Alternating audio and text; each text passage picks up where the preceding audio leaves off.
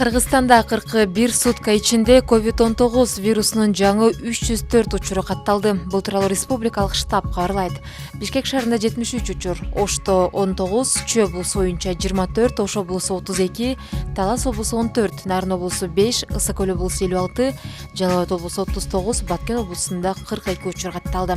Ушуну менен Кыргызстанда коронавирус инфекциясын жуктургандардын жалпы саны 41 373 түздү. Ошол эле учурда 41 сутка ичинде COVID-19 илдетинен 304 бейтап сакайды. Алсак Бишкек шаар боюнча 18, Чүй облусу 30, Ош шаары 27, Ош облусу 54, Талас облусу 13, Нарын облусу 20, Ысык Көл облусу 39, Жалал Абад облусу 62, Баткен облусунда 41 бейтап сакайып, ооруканалардан чыгарылды. Өлкөдө коронавирус илдетин жеңгендердин жалпы саны муну менен 33 622 түздү. Бул илдеттен 1491 киши каза болду.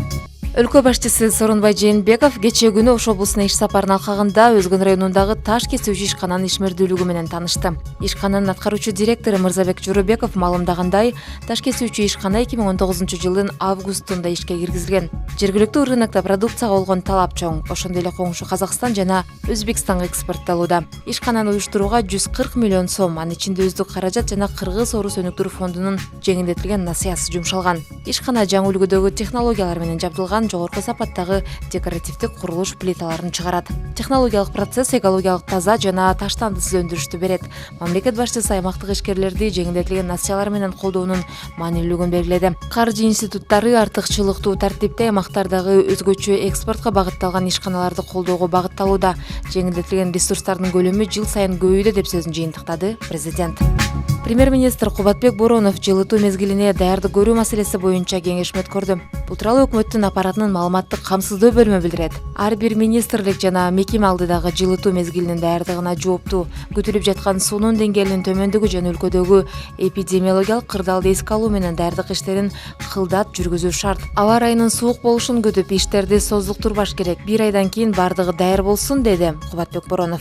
Финансы министрлигинин маалыматына ылайык, жылытуу мезгилине даярдык көрүү иштерин каржылоо бекитилген график боюнча жүргүзүлүүдө. Өкмөт башчы түзүлгөн кырдаалда саламаттык сактоо тармагындагы объекттерге өзгөчө көңүл буруу зарыл экенин белгиледи. Кубатбек Боронов ар бир мамлекеттик органга келерки күз-кыш мезгилине карата даярдыкты тактоону тапшырды.